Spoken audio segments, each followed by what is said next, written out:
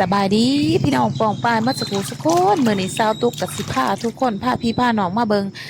ของสาวตุกเพิ่นเฮ็ดหมักม่วงแผ่นเด้อหมู่เจ้าเด้อเคล็ดลับเฮ็ดหมักม่วงแผ่นเฮ็ดแนวใดให้แซ่บเฮามาเบิ่งนํกันเด้อหมู่เจ้าเนื่องจากว่าหมักม่วงปีนี้เป็นห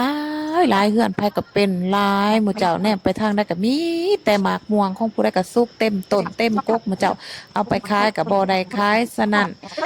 สาวตุกเพิ่นก็สิเอามาเฮ็ดเป็นหมักม่วงแผ่นเด้อหมู่เจ้าเด้อ หมากม่วงนังก็เฮ็ดเป็นคือกันเด้อหมู่เจ้าเด้อหมากม่วงนังนี่แห้งง่ายหมู่เจ้ามันประหยัดเวลาก่อนเฮาเอาหมากม่วงกับซอมาเฮ็ดเด้อหมู่เจ้าเด้อเพราะว่าเซาตุ๊กเพิ่นบอกว่าหมากม่วงนังนี่น้ำมันสิบ่หลายเวลาเฮาเฮ็ดเฮาอ๋อมันสิประหยัดเวลาถ้าเฮาเฮ็ดหมากม่วงกับซอก็ได้แต่ว่ามันสิใส่เวลาหลายกว่าเพราะว่ามะม่วงกระซ้อมันน้ำหลายหักถ้าส้มเทียบรสชาตินี่มะม่วงกระซ้อมันจะแซ่บกว่าแต่เวลาเฮ็ดก็สิยากกว่าใส่เวลาหลายกว่าว่าซั่นซะแถมศีลเพิ่นก็บ่หลายจังซี่นะแต่มะม่วงนางนี่ศีลเพิ่นหลายการปอกการปาดกันอิหยังขูดเอาเนื้อก็ง่ายกว่ากันว่าซั่นซะแต่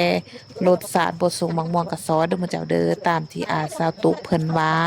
เพราะว่ามะม่วงกระซ้อนี่รสชาติมันสิ มีความสมความหวานในโตแล้วก็หอมแต่หมากม่วงนังมีแต่หวานอย่างเดียวบ่มีรสชาติสมนะ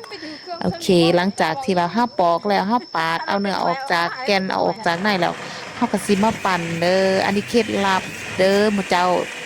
เพิ่นว่าเนาะสาวตุกว่าปั่นต้องปั้นให้เนื้อละเอียดต้องปั้นให้เนื้อเนี่ยเวลาเฮาไปเฮ็ดเป็นแผ่นละแผ่นมันจะงามมันจะเป็นตาหน้าอยากมันสิบ่เป็นกระปุดกระปาดบ่เป็นโคโลเคเลเด้อมื้อเจ้าเด้อ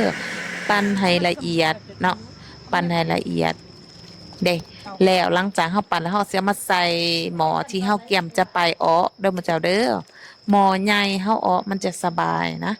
บ่คือหม้อน้อยเด้อเผื่อมันเต้นมันหยังเฮาคนมันสบายเอาหม้อใหญ่มาเฮ็ดมาคนมันสบายเนาะ การอ้อหมากม่วงนังต้องเฮ็ดไฟอ่อนเจ้าการอ้อหมากม่วงนังต้องเฮ็ดไฟอ่อนเพราะว่าหมากม่วงนังมันน้ำบ่หลายคือหมากม่วงกะซอแล้วมันจะเต้นแห้งเนาะมันจะดีดมันฟดแล้วมันจะเต้นแล้วกับการอ้อหมากม่วงนังกับประหยัดเวลากว่าเพราะว่าน้ำบ่หลายดีหลังจากนั้นเฮาอ้อแล้วเนาะให้มันแข็งแล้วเฮาเอามาใส่กระถาดหมู่เจ้าใส่กระถาดผู้ใดมักหนาก็ใส่หลายไผมักบางก็ใส่น้อยเนาะแล้วเฮาก็สั่นๆๆให้เนื้อมันออกกระจายออกไปละเอียดให้เนื้อมันกระจายไปสม่ำเสมอกันหลังจากนั้นแล้วซอตุกก็สิเอามาตากแดดหมู่เจ้าตากแดดอยู่หลังบ้านโอ้ยมื้อนี้ฟ้าแจ้งสว่างมื้อเดียวคือสิแห้งหมู่เจ้าเอ้ยตากอยู่หลังบ้านเด้อหมู่เจ้าเด้ออย่าไปตากอยู่หน้าบ้านนะขี้ฝุ่นขี้เฟือยตากอยู่หลังบ้านมันสะอาดบ่มีรถแล่นกายไปกายมาหมู่เจ้าขอมกขอบใจเด้อพี่น้อง